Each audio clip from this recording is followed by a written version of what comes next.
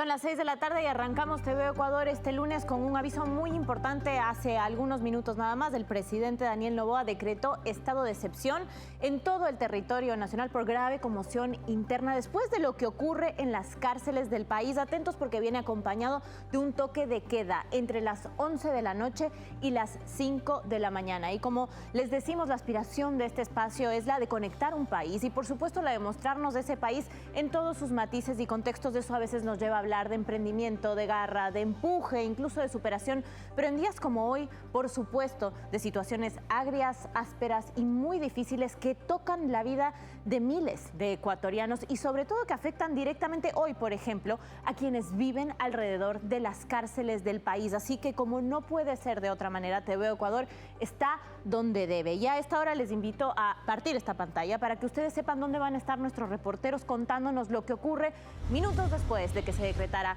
este estado de excepción con toque de queda y de que se registrara una situación realmente convulsa en al menos 6 cárceles, repito, del país. Y ahí tienen ustedes la imagen. Arriba a la derecha está Soledad, cerca de la penitenciaría del Litoral. Abajo a la izquierda está Tania, cerca de la cárcel de Turi. Y abajo a la derecha ustedes están viendo lo que está pasando alrededor del Inca en Quito. Sole, ¿cómo está ahora la gente que vive alrededor de la penitenciaría? ¿Cómo transcurrió este día?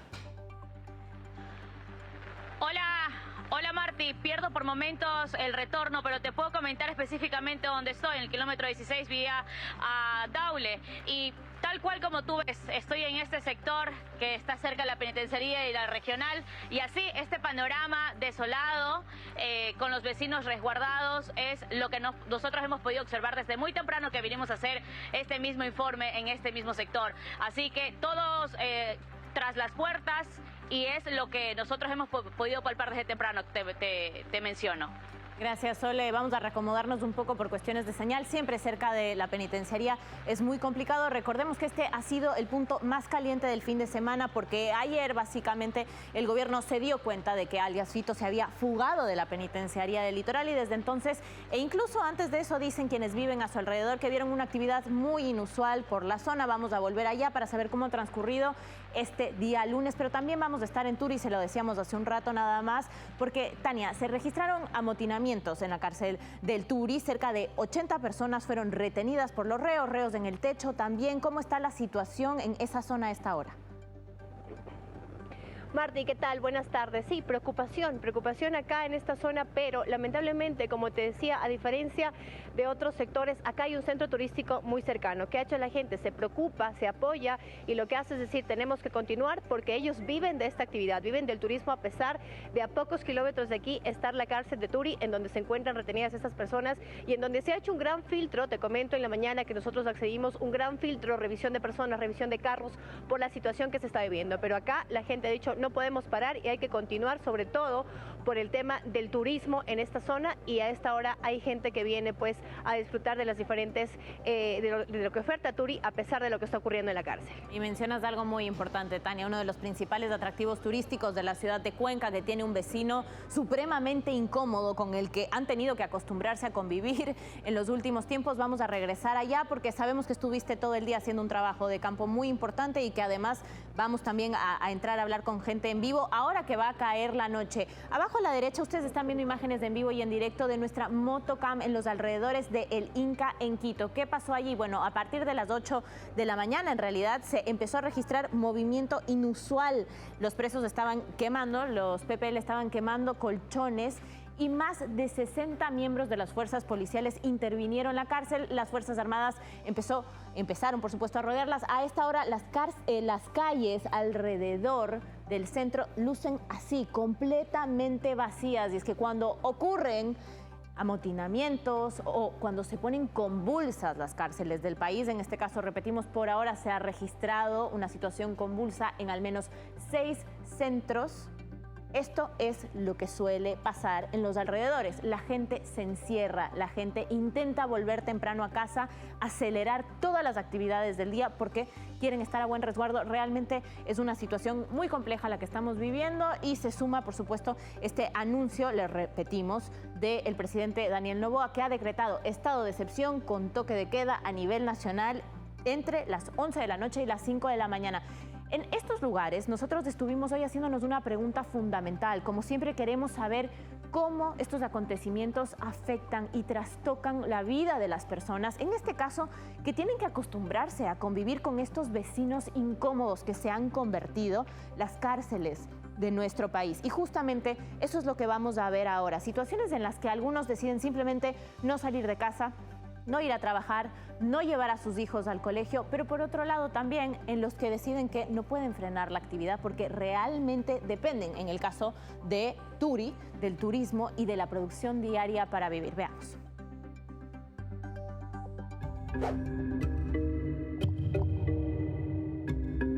Miss, ¿cómo ha estado la situación aquí en la escuelita? ¿Han asistido los niños? ¿Sí han asistido los niños con normalidad? ¿No ha faltado nadie? No pueden hablar. Que no pueden hablar, nos mencionan, pero vamos a tratar de hablar con esos padres de familias de este mismo sector.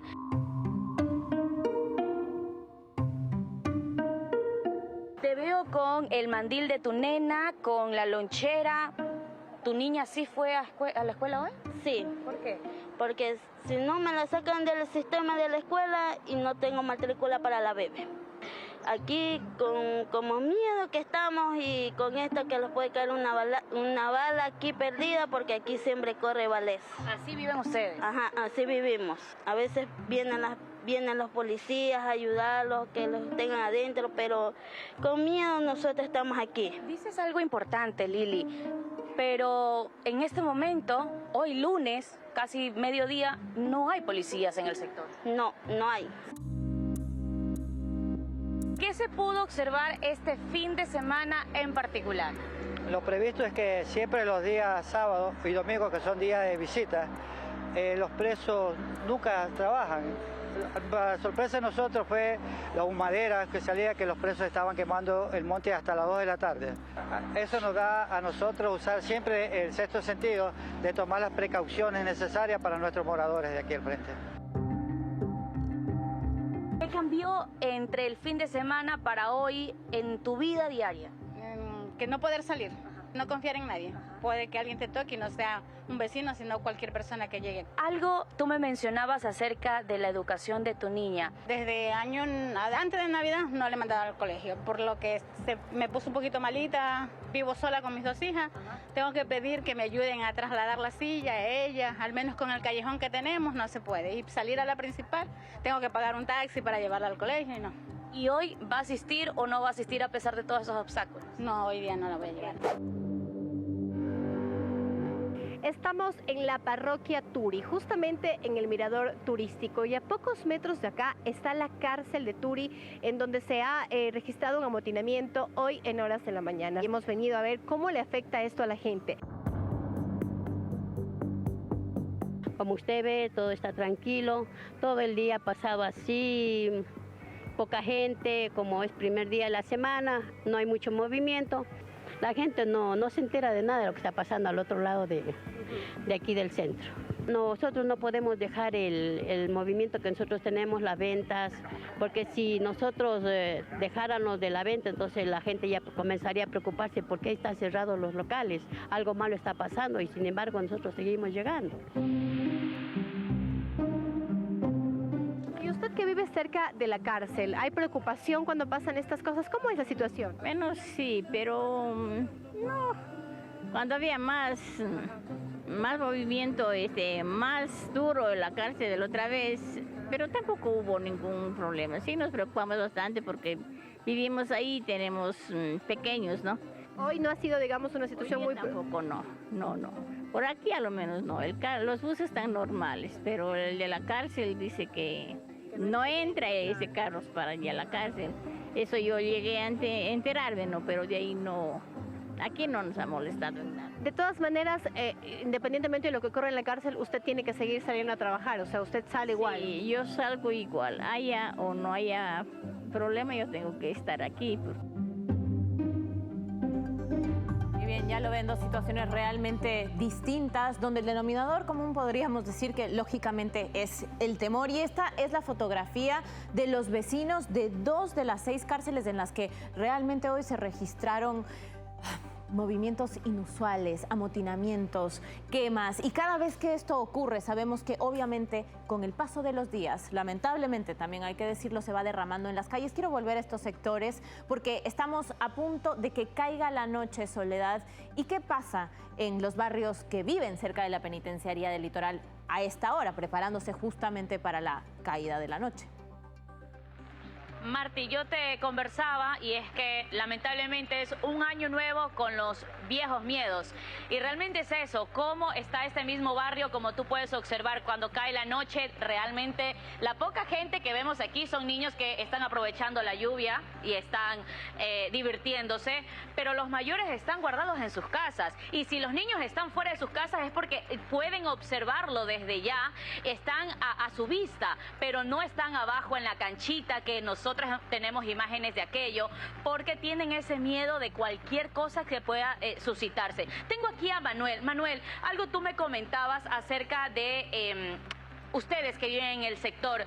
¿Qué pasa cuando ocurren este tipo de situaciones y la señal no los acompaña mucho? La conectividad es muy difícil, amigos, para que ustedes puedan saber en este mismo sector. ¿Cómo se comunican y cómo ustedes están al constante, valga la redundancia, comunicación con los vecinos? Nosotros creamos un grupo de WhatsApp para podernos comunicar todos los moradores, que se llama el Grupo de la Asamblea. En el Grupo de la Asamblea nosotros tratamos todos los temas que se refiere a seguridad, contacto con los niños, incluso hasta con los propios colegios, porque mi hijo, la mañana no lo mandé a mis niñas pequeñas, no las mando. ¿Y al mayor? Al mayor lo mandé y todavía no llega al colegio. Entonces nosotros estamos con esa incertidumbre de que a qué hora llegará, qué estará pasando en el camino acá, y con tremenda lluvia que estamos aguantando. Estoy aquí, Marti, ven acá, Manuel, por favor, y estoy aquí en una pequeña tiendita.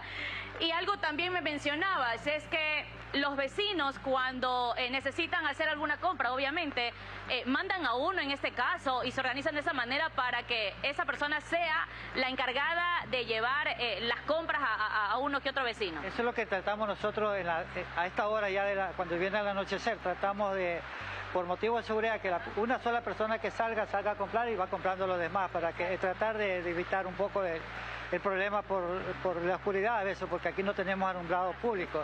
Eso es lo que carecemos nosotros, alumbrado público aquí en nuestro sector. Mi Marti, ¿tienes una pregunta? Sole, un montón.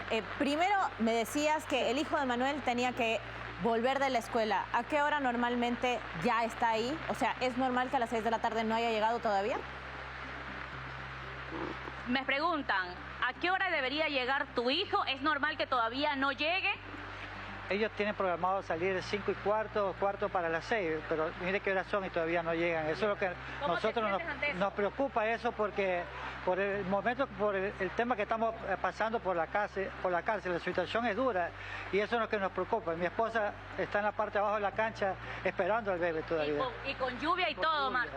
Para nosotros no hay ese temperamento de que con lluvia o sin lluvia tenemos que esperar a nuestros hijos. Y eso es lo que tenemos que hacer nosotros, nuestro trabajo. ¿Por qué fue tu hijo en este caso, y ya que hiciste faltar a la primera a la escuela?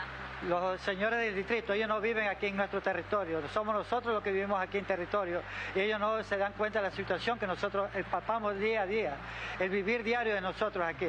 A veces el director entiende, pero a veces el director se pone en riesgo su puesto porque los jefes distritales ordenan, y entonces ese es el problema que puede haber en la cárcel. Qué dilema tan grande, Sole, y bueno, en medio de toda esta precariedad, porque eso es lo que nos describe Manuel, lo que nos describes tú, ¿no? Acá la iluminación escasea, la señal es muy mala, es decir, en caso de una emergencia, no solo no sabemos que muchas veces no contamos con las fuerzas del orden, sino que entre ellos se organizan y no pueden comunicarse si es que la señal les falla. Te quería hacer una pregunta adicional, porque mencionaban en el informe que en la mañana ya dejaron de ver a la policía en esa zona. ¿Ahora está la policía? ¿Volvió o no volvió? No, Marti, realmente cuando nosotros veníamos acá a este sector pensábamos encontrar uniformados como en otras ocasiones, cabe recalcar, pero desde las 10:30, 11 de la mañana que estuvimos aquí y hasta esta hora que volvimos a retornar, no hay presencia policial, no hay presencia de ninguna autoridad, Manuel, y quiero que tú también lo puedas verificar. Esta vez no aparecieron. No, totalmente aquí la falencia de la policía, siempre el tema de la inseguridad, porque estamos en una calle principal que es la vía Daule. y siempre tenemos ese problema. Aunque estamos frente a la cárcel, ellos piensan que porque estamos frente a la cárcel estamos seguros. No, estamos aquí inseguros porque siempre estamos al abandono de las autoridades. Sole. Eso que nosotros solicitamos, que ustedes como medio de comunicación nos ayuden para que seamos tomados en cuenta por las falencias que estamos viviendo nosotros el día a día. Gracias, Manuel. Martí. Sole, gracias. Y así será siempre, donde esté Manuel y toda la gente que atraviese situaciones que en este país merezcan ser contadas, vamos a estar nosotros siempre, siempre al pie del cañón. Quédate ahí, ya vamos a volver contigo en un ratito más. Sé que la lluvia y la señal son complicadas. Muchas gracias por este esfuerzo y gracias a Manuel también por ese esfuerzo. Un detalle que no se nos puede escapar, que mencionaba Soledad, mencionaban de hecho los vecinos del lugar en el informe que trabajó esta mañana. Ellos empezaron a notar, y quizás notan mucho antes que nadie en este país, las cosas inusuales o los movimientos inusuales que pasan con su vecino. Su vecino es la Penitenciaría del Litoral y empezaron a notarlas desde la semana pasada. Que no se nos escape ese importante detalle. Quiero irme para el Turi, Tania, porque allá en Cuenca hablamos de que la realidad es muy distinta, la actividad no puede parar porque estamos hablando de una de las zonas turísticas más importantes de la ciudad, pero el vecino incómodo sigue atravesando la vida de todos. ¿Qué pasa a más o menos 40 minutos de que vaya a caer la noche? ¿Cambiará ese panorama? ¿Cerrarán antes los comercios? Sí, tenía algunos problemas para escucharte. Estaba justamente con una de las personas de los negocios, pero llegaron turistas de esta hora. Quiero que veas, hay movimiento en la plaza a esta hora. La persona se nos fue un momento para atender justamente porque decía que tienen que aprovechar con esto del toque de queda, pues les va a tocar cerrar más pronto. Hacia la parte de allá al frente vamos a enfocarlo, es todo lleno de negocios, Martín, negocios que van a tener que cerrar antes el día de hoy por este tema del toque de queda. Hay preocupación, pero como te había mencionado, la gente sigue viniendo, los buses turísticos, acaba de llegar hace poco uno con gente que está subiendo hasta el mirador, a pesar de lo que está ocurriendo en la cárcel. Lo que aquí preocupa ahora es el toque de queda, que no se sabe pues hasta cuándo. Lo que nos decía es, el miércoles empieza nuestro movimiento fuerte acá.